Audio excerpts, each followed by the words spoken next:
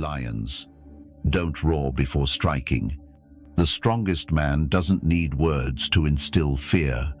Some try to intimidate with noise or loud emotions. But true power is silent, unpredictable, and in complete control. That's why it's fearsome, because what you can't predict, you can't control. And what you can't control, you fear. In this world, the most feared man isn't the loudest. He's the one who commands the room in silence. His quiet isn't indifference. It's seeing through everything without reacting. That's the presence we'll forge today. Not through tricks or words, but with 6 inner states drawn from ancient Stoic wisdom. Each state makes your enemies second-guess your every move. They can't predict your actions or understand your essence. That's why they fear you. Let's begin. They expect you to react, cower, or explode. Instead, you meet them with silence and everything shifts. Most people fight back instinctively. When insulted, they argue. When threatened, they explain. When provoked, they rage. But that's not strength, it's handing control to others. When your enemy stirs your emotions, they've already won by stealing your peace. When you erupt or defend yourself, you let them into your mind exactly what they want. Imagine this. Instead, you feel no fear. You say nothing. You don't flinch. You meet their gaze with calm, unreadable resolve. Suddenly, they're the ones exposed, unsure of what comes next. That's the terror they feel. It's not noise but silence that unnerves. Your stillness forces enemies to face their own weaknesses. Like a mirror they can't escape. They crave chaos, you offer calm. They seek a show, you give them void. And that void speaks truth.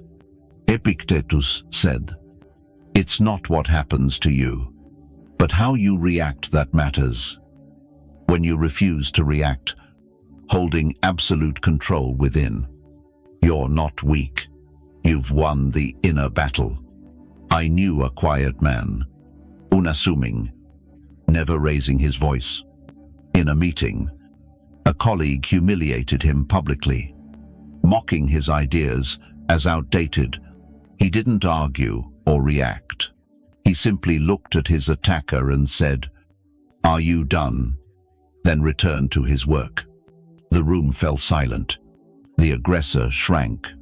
His silence didn't say, "I'm weak." It declared, "You can't shake me. You don't define me." That's the power that breaks an enemy without a word. The man who can't be provoked can't be harmed. He who needs no proof becomes the most fearsome presence. Train your stillness. Master the pause. Let the storm rage, but stand unshaken. In a world feeding on reactions, refusing to respond is the most formidable move. There's a presence that doesn't beg for permission. It doesn't chase attention or flaunt with volume or charm. It's calm, steady, unyielding.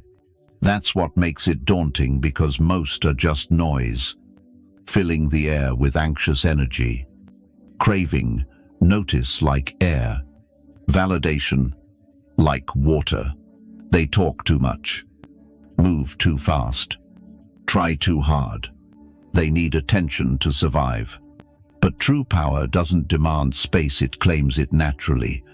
Built, not performed. There's something unsettling about a man who doesn't blink, doesn't explain, doesn't chase approval. He stands there, alert, yet silent, present, yet untouchable. His stillness shifts the room. People lower their voices around him, speak more carefully, glance at him before finishing a sentence, not because he demands it, but because his quiet presence commands it. That's true power, not the kind that shouts or insists, but the kind forged from inner discipline, clarity, and restraint. Marcus Aurelius wrote, "The best revenge is to be unlike your enemy." The man who remains unshaken doesn't just ignore his foes, he rises so far above them they can't reach him. That's why they fear him. I knew a man, Elias, not tall or flashy, rarely smiling. Yet when he entered a room, eyes followed not because he tried, but because he didn't need to. He moved deliberately, spoke only when necessary, his gaze lingering just long enough to unsettle others. Even in silence, he conveyed something vital. In a cutthroat industry ruled by egos, meetings were loud, with people vying to prove their wit. Elias stayed quiet, waiting until the noise died down, then asked one piercing question that shifted the room from chaos to clarity. It wasn't just his words, but his presence, no wasted motion, no unneeded emotion. He was a reminder that in a world of hasty reactions, silence is the ultimate threat. People feared his quiet because it was unpredictable, observant, calculated, choosing its moment. The most feared aren't the loudest, but those whose next move can't be foreseen. That's the strength of an unshakable presence. It unbalances enemies, makes manipulators tread lightly, quiets even the boldest voices in your silence. So how do you build it? Stop performing. Cease chasing attention. Breathe slower. Stand taller. Observe more than you speak. Train until your silence becomes the loudest force in the room. A man rooted in purpose, clear in thought, and restrained in action never rushes. He makes the world slow to meet him. When you embody this, you no longer need to assert power. You are power. People insult you, not always out of hate, but often out of fear. They fear what you represent, your progress, your calm, your refusal to play their emotional games. So they attack with words, not to win, but to provoke. Their insults aren't about truth, they're about control. They want to break your balance, test if you'll crumble. They crave power by sparking your reaction. But the moment you respond, you hand them what they seek, giving them your peace, even for a second. No matter how clever your retort or justified your anger, if your peace is stolen for even a moment, they've won. But when you don't flinch, don't explain, don't acknowledge their barbs, their words echo louder in their minds than in yours. That's the power of restraint. Silence in the face of attack isn't weakness. It's a verdict, a calm declaration that says, "You're not worth my response." Nothing stings more than being ignored by the one you tried to wound. I knew a woman, Clara, in a toxic workplace where gossip and subtle hostility ruled. Arbiter.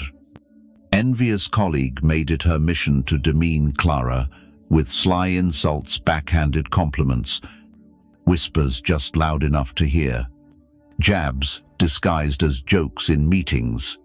Clara never took the bait, not once.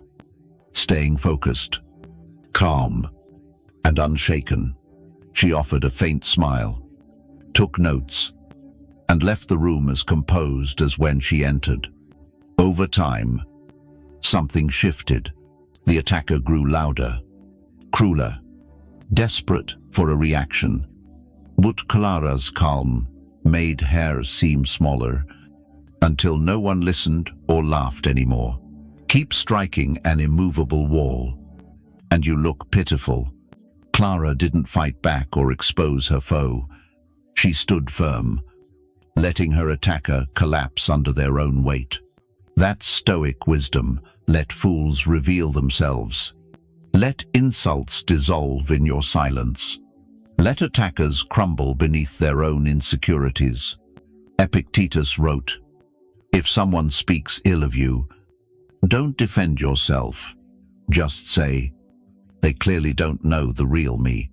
Never give enemies the satisfaction of your anger or clarity. Give them silence, for it's the ultimate shield. Let your silence speak volumes. Let your dignity be unbreakable. Next time someone insults you, smile not because it doesn't hurt, but because their words can't touch what truly matters. People fear the unpredictable, and when you become unreadable, you become dangerous. Control begins with information. Your fears, ambitions, habits, weaknesses, their leverage for others. The more you talk, the more they learn, not to understand you, but to manipulate, unsettle, or toy with you. Stay silent. Act without warning, and you become a puzzle they can't solve. You don't need lies or deceit, just distance between your true self and what they know. Stoics lived quietly, acting with purpose, not for fame. They shared only what was needed, never everything. Because every revealed truth is a potential weakness exploited. Seneca said, "Knowing when to speak and when to stay silent is a great art." Silence isn't just wisdom, it's defense. I knew a man, Caleb, disciplined and reserved, never oversharing. When pressed for personal details, he'd smile, deflect with a light story, and reveal nothing. Some called Caleb mysterious, others arrogant, but over time, they respected him. Why? Because they couldn't read him. They didn't know what angered him, what unsettled him, or what he truly wanted. Without those levers, they couldn't touch him. When pressure hit workplace drama, swirling rumors, Caleb remained untouchable. No one had his emotional blueprint. He moved like a shadow, and they feared what he might do next, because they couldn't predict his capabilities. That's the power of being unreadable. To forge this armor, stop broadcasting every move. Keep your goals private. Don't let others roam freely in your mind. Let them guess, wonder, and misjudge. A man who guards his secrets isn't hiding weakness, he's protecting his strength. The world has no weapon against a man who walks in silence, wielding his truth like a blade, revealed only when the moment demands. Let others study you. Try to decode your quiet. Waste their energy chasing a pattern that exists only in your will. In a world obsessed with oversharing, action is rare and fearsome. People announce their next move. Plans, goals, habits, upgrades, mistaking attention for progress. But the more you speak, the more predictable you become, and the easier you are to stop.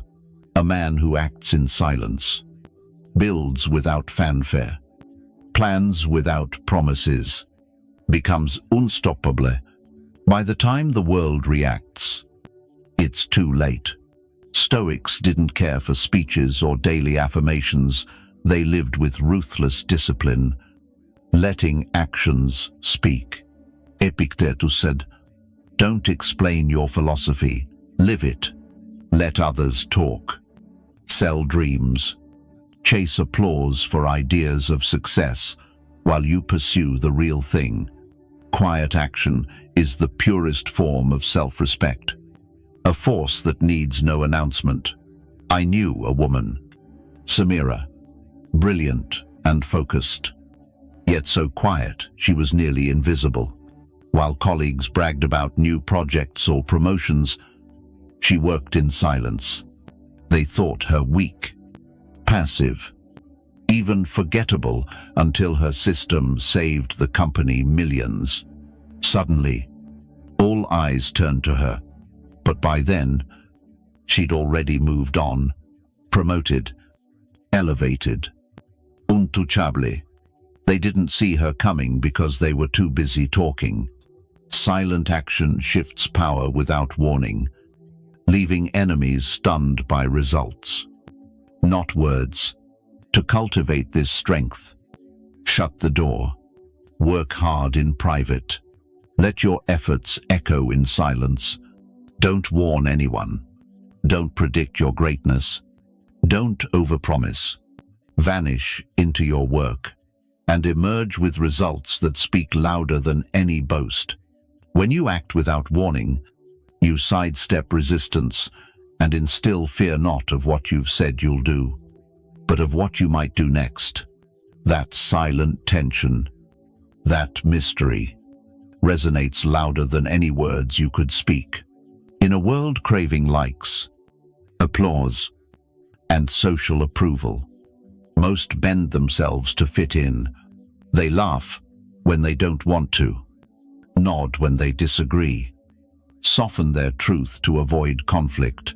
But the man who refuses this game becomes a threat, not because he's cruel or combative, but because his authenticity mirrors what others have sacrificed.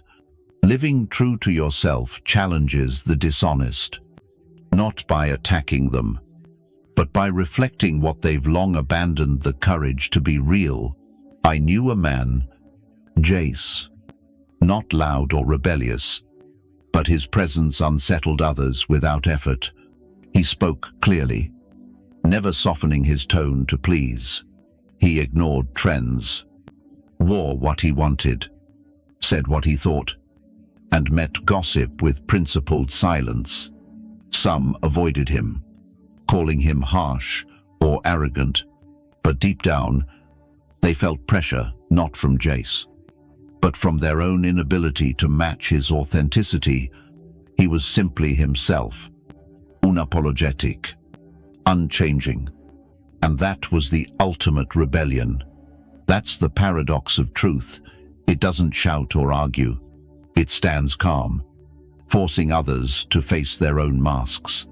Stoics lived by their nature, not the world's expectations or the crowd's mood, but by virtue, integrity, and harmony, even if it set them apart.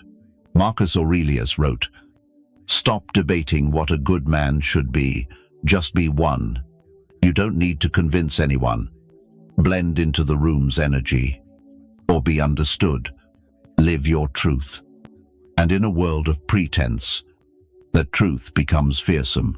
To embody this force, stop apologizing for who you are. Don't shrink to be palatable.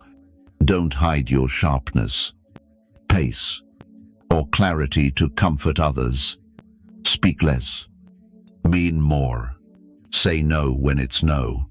Walk away when it's over. Never apologize for your standards, as long as you hold yourself to them first. When you become unyielding, unmoved by attention, unswayed by applause, you walk in peace and with a pressure that makes the weak adjust their masks before you even glance their way. You don't raise your voice, threaten, or beg for respect, yet they hesitate. They doubt. They fear what you might do because you give them nothing to read, only to feel. You don't fight your enemies. You become the man whose mere presence makes them uneasy, forged in silent self-mastery, the most formidable force in the room. Let your silence wound deeper than their expectations. Let your boundaries echo with unshakable resolve. When they finally grasp who you are, you're already gone silent, focused, untouchable. If these words stir something within, if you feel the shift towards silent strength, share your thoughts below. I'm done explaining. I act and invite you to join, not because I demand it, but because you're weary of mediocrity. Welcome to the realm of quiet power, where your presence speaks louder than words ever could.